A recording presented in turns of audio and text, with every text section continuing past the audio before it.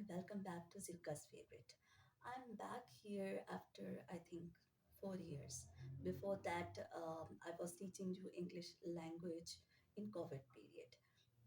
That was about parts of speech and tenses. So if you will practice, keep on practicing, and you can improve your language. Okay, but right now I'm over here with my perfection in accounting.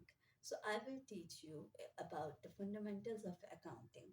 So all the students, either they belongs to O levels or any board system or ICOM, um, IGCSE students, they can take advantages from the lessons, right? Even when I was teaching English language, many of my students were complaining, teacher, we are not understanding the English, so please speak in Urdu. That was about literature, English language, so I have to stick on language. But right now, I will teach you in simple language and will speak in Urdu as well. Okay? So today हम start करेंगे अपने पहले lesson के साथ basic accounting जो कि है fundamental accounting उसका लेसन 1। तो बेसिकली अकाउंटिंग है क्या?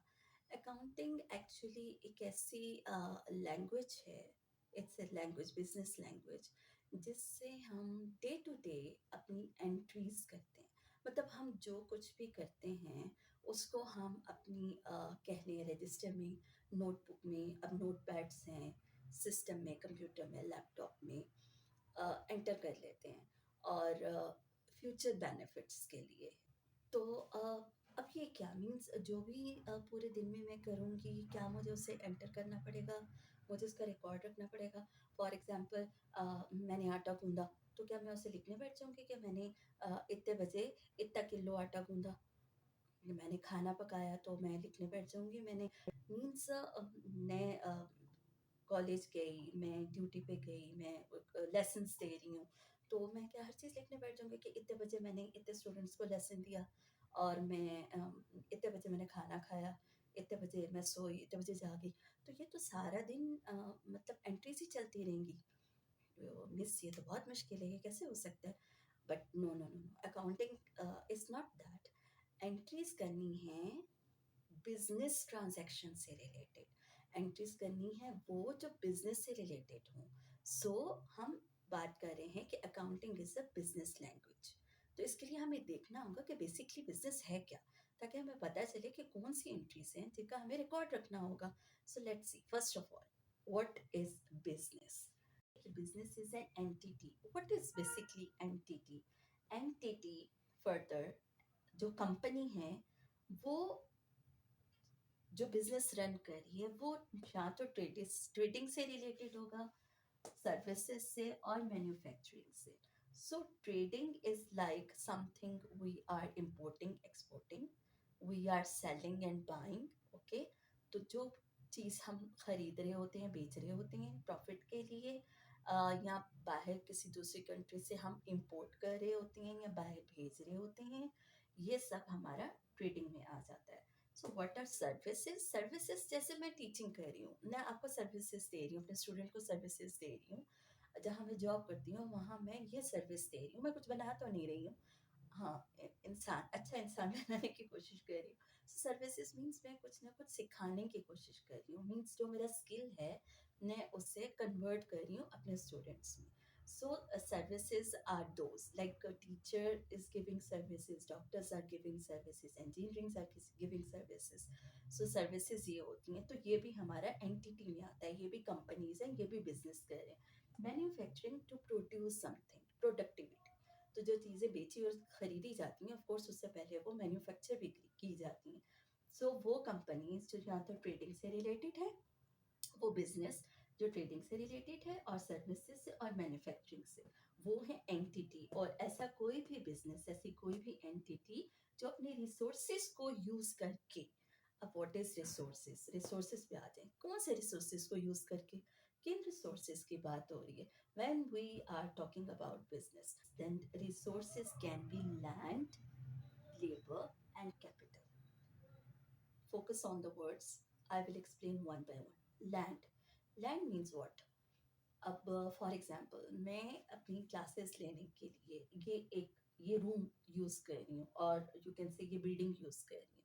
एकेडमीज होती हैं तो हम एकेडमीज को यूज़ कर रहे होते हैं, स्कूल है तो दैट इज़ द लैंड, हम उसको यूज़ कर रहे हैं। तो कोई भी जगह, जो प्लेस जिसको हम यूज़ कर रहे होते हैं अपने काम के लिए, अगर मैन्युफैक्चरिंग हो रही है तो वो फैक्ट्री होगी, फैक्ट्री का लैंड, कोई भी कंपनी है, ऑफिसेज हैं तो उनका लैंड, ये बिजनेस में ये रिसोर्सेज यूज किए जाते हैं। Second, labour. लेबर क्या मिस, मतलब हम मजदूरी करने लगे हैं? No no, actually in business term labour is not that kind of मजदूरी। Labour means each person who is working. मैं अपनी जगह लेबर कर रही हूँ, जो मुझसे जूनियर्स है वो भी लेबर कर रहे हैं, जो मुझसे सीनियर्स है वो भी लेबर कर रहे हैं। तो हर काम करने वाला बेसिकली इज अ लेबर। जैसे आप सुनते हो ना, लेबर लॉज हैं, आप सुनते हो लेबर डे। लेबर डे का हम लोग ऑफ लेते हैं, तो किस लिए हम एक्चुअली, ये नहीं कि हम सिर्फ मजदूरों का दिन मना रहे होते हैं। Labour is actually everyone who is working, right? So आप तो जैसे अभी स्टूडेंट हो, हर काम करने वाला लेबर होता है एक्चुअली। तो लेबर भी बिजनेस का एक रिसोर्स है। अगर हमारे पास लेबर नहीं होगा, अगर हमारे पास वर्क पावर नहीं होगी, काम करने वाले ही नहीं होंगे, तो कोई भी बिजनेस कैसे रन किया जा सकता है? तो second resource is labour. The third one is capital. Now what is capital? ये क्या टीचर आपने फिर से इंग्लिश पढ़ानी शुरू कर दी? Capital letters, small letters? No, I am not talking about that. Capital is basically, easy words में अगर आप समझें तो, capital is an investment of a business. Capital is basically investment of business. जो भी कोई बिजनेस स्टार्ट करना चाहेगा, ऑफ कोर्स वो अपने बिजनेस में कुछ ना कुछ तो इन्वेस्ट करेगा, राइट? वो हम आगे डिटेल में देखेंगे कि क्या क्या वो इन्वेस्ट कर सकता है। But capital is the investment of any business, that can be trading business, that can be services, that can be manufacturing, right? तो हम यहाँ तक समझ गए, बिजनेस इज एन एंटिटी। कोई भी ऐसी एंटिटी है, कोई भी ऐसी फर्म है, कोई भी ऐसी कंपनी है दैट ट्रांसफॉर्म्स, जो कि चेंज करता है रिसोर्सेज को यूज करके, इन रिसोर्सेज को यूज करके बिजनेस ऑब्जेक्टिव्स में, अपने बिजनेस ऑब्जेक्टिव्स को अचीव करने के लिए। तो बिजनेस ऑब्जेक्टिव्स क्या होते हैं? बेसिकली जब भी कोई बिजनेस स्टार्ट किया जाता है तो फर्स्ट डे प्रॉफिट स्टार्ट नहीं होता, एक लॉन्ग पीरियड होता है for the survival. Business takes time to stand, right? सबसे पहले कुछ पीरियड होता है जो सर्वाइव करने के लिए, उससे in the society to take place, to stand, survive करने के लिए कुछ टाइम चाहिए होता है। सेकंड स्टेप आता है फिर उसका ग्रोथ का। After survival the second step is growth. Then gradually the business starts to grow. After the growth, then there is a time of profitability. फिर वो स्टेज आ जाती है कि प्रॉफिट गेन करने लग जाता है कोई भी business. Ji, after understanding business, we are here with accounting a definition. So what is basically accounting? जैसा कि मैंने आपको बताया, it's a business language. So let's see what basically it is. कैसे ये वर्क करती है बिजनेस में, ये लैंग्वेज कैसे वर्क करती है? Accounting is the process of recording, analysing and reporting a companies financial transactions. Yes, तो अकाउंटिंग एक ऐसा प्रोसेस है, एक ऐसा प्रोसीजर है, एक ऐसा मेथड है, एक ऐसी लैंग्वेज है जो रिकॉर्डिंग, एनालाइजिंग, रिपोर्टिंग और फाइनेंशियल ट्रांजैक्शंस के साथ काम करती है किसी भी कंपनी में। टू अंडरस्टैंड इट बेटर, हमें वन बाय वन देखना होगा कि ये जो टर्म्स मैंने हाईलाइट की हुई हैं, ब्लू की हुई हैं, इनको बेसिकली अंडरस्टैंड करना होगा अकाउंटिंग को समझने के लिए। इतना तो आपको पता चल गया होगा कि अकाउंटिंग एक्टिविटीज़ हैं बिजनेस की, जिन्हें हम डे टू डे एंटर करते हैं अपनी रिकॉर्ड्स रखने के लिए, लाइक रजिस्टर्स में, डिवाइसेस में, नोट पैड्स में, wherever. So let's see first what is recording. So first phase of accounting is to record. Recording means to enter financial transactions. जो भी बिजनेस की एक्टिविटीज़ हो रही हैं उन उस डाटा को एंटर किया जाता है, अपने पास डाटा को सेव रखा जाता है कि बेसिकली एंट्रीज हुई हैं क्या, बेसिकली डाटा है क्या, किस चीज़ से रिलेटेड है।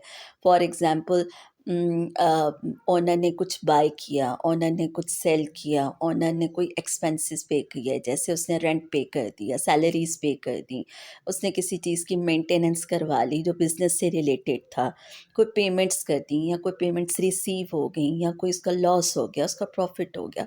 तो ये सारी बिज़नेस रिलेटेड जो टर्म्स होती हैं, ट्रांजैक्शंस होती हैं, एक्टिविटीज़ होती हैं, उनको रिकॉर्ड करना, उन डेटास को एंटर करना बेसिकली अपने पास सेव रखना, वो रिकॉर्डिंग है। Analysing, determining accounts affected by a transaction, कोई भी ट्रांजैक्शन जो बिजनेस की एंटर करने लगते हैं, कोई भी ट्रांजैक्शन मीन्स कोई भी एक्टिविटी जो बिजनेस में होती है, उसको एंटर करने से पहले ये देखा जाता है कि वो अकाउंटिंग में किस चीज़ पे असर डाल रहा है, अकाउंटिंग में, अकाउंट्स में उससे कौन सी चीज़ अफेक्ट हो रही है। ये अफेक्ट्स हम फर्दर आफ्टर 1-2 लेसन्स हम इसकी डिटेल्स पढ़ेंगे कि अकाउंट अफेक्ट्स हैं क्या। लेकिन आज के लिए इतना ही काफ़ी है कि कोई भी ट्रांजैक्शन करेंगे तो उससे पहले जो अकाउंटेंट होता है उसने एनालाइज करना है कि जो वो ट्रांजैक्शन करने जा रहा है वो कौन से अफेक्ट से रिलेटेड है, कहाँ पे उसका असर पड़ेगा या कहाँ पे वो उसकी किस पोर्शन में अकाउंटिंग के वो उसकी एंट्री करेगा। Next is reporting, detailed record of all transactions that have been taken place within a specified period।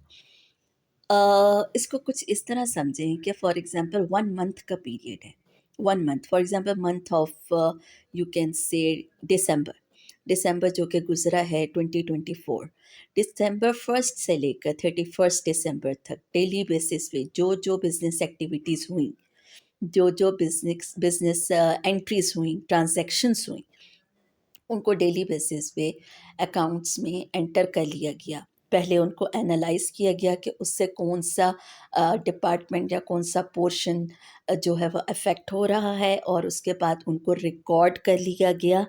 किस लिए? To report, to report the seniors, to report the manager और to report the owner. Exactly इसी तरह जैसे daily base पे जब वो entry कर रहा है तो of course after after a month there should be a lot of entries over there. Report आगे सीनियर्स को जब देनी होती है तो इस तरह वो एज इट इज़ उठा के मैनेजर को नहीं दिखा देगा, वो उसको प्रॉपर वे में उसको रिपोर्ट करेगा, उसको उस फॉर्म में दिखाएगा जिस फॉर्म में आगे ओनर को इजीली अंडरस्टैंडेबल हो, इंटरप्रेटेबल हो, उसको इजीली कम्युनिकेट कर सके। तो ये होती है रिपोर्टिंग कि सीनियर्स को, ओनर को किस तरीके से उसने अकाउंट को प्रेजेंट करना है। It's basically the presenting of account sheet to the management or to the owner, you can say, right? Financial transaction, a communication between a buyer and a seller to exchange goods, services or assets for payment। अब कोई भी business transaction जो होगी of course उसमें एक deal होगी, एक contract होगा, एक एग्रीमेंट होगा, एक कम्युनिकेशन होगा जो कि बायर और सेलर के दरमियान होगा। For example, if my business is related to toy shop, तो मैं टॉय की सेल कर रही हूँ और डिफरेंट टॉय शॉप्स पे मैं जाती हूँ। जब मेरे पास डिफरेंट टॉयज़ हैं, मैं मेरे एक शॉपकीपर के साथ डील हो रही है, एग्रीमेंट हो रहा है, वो मुझसे कुछ टॉयज़ लेना चाह रहा है, तो ऑफ कोर्स हमारे दरमियान एक कम्युनिकेशन होगी जिसमें डिसाइड होगा कि कितनी क्वांटिटी वो लेना चाह रहा है, विच टाइप ऑफ टॉय वो लेना चाह रहा है और कितनी प्राइस में मेरा उसके साथ डन हो रहा है, और वो पेमेंट उसकी किस तरीके से करेगा। फॉर एग्जांपल कैश करेगा या चेक से करेगा या वो वट जो भी डिफरेंट प्रोसीजर्स हैं। तो ये सब कुछ एज सच वर्बली नहीं होता है, ये सब रिटन फॉर्म में होता है। तो इन सब को एंटर कर लिया जाता है कि फ़लाँ के साथ फ़लाँ टॉय इतनी प्राइस में और इतनी क्वांटिटी में इसकी सेल डन हुई है। इस ट्रांज़ैक्शन को, इस एक्टिविटी को जब वो एंटर करता है अकाउंटेंट अपने रजिस्टर में और अपने अकाउंट्स में एंटर करता है, so that that are basically called financial transactions. तो एक्चुअली हो क्या रहा होता है कि in a simple way accountant, जो ओनर है, वो अपना बिजनेस की डेली जो फाइनेंशियल ट्रांजैक्शंस होती हैं, एक्टिविटीज़ मीन्स जो उसकी डेली फाइनेंशियल ट्रांजैक्शंस होती हैं, उनको वो अपने पास रिकॉर्ड रख रहा होता है, डाटा एंटर कर रहा होता है, डिफरेंट फेजेस से गुजर के। तो ये है बेसिकली अकाउंट्स की basic language, just starting in a simple way. So I hope आपको समझ में आया होगा। इन सारे टर्म्स को नोट डाउन करें, लेसन को अपने पास नोट डाउन करें, प्रॉपरली लर्न करें, बिकॉज जब आप एग्ज़ाम देते हो तो examiner is going to ask you about these terms and you have to write down in proper terminology. So either you can write the same definitions or you can go with other but authentic definition to get the marks, right? So hope it's all clear. Next time I will be there with the next lesson, with the next lesson about fundamental accounting. Right now, take care and have a nice day. Thank you. Allah Hafiz.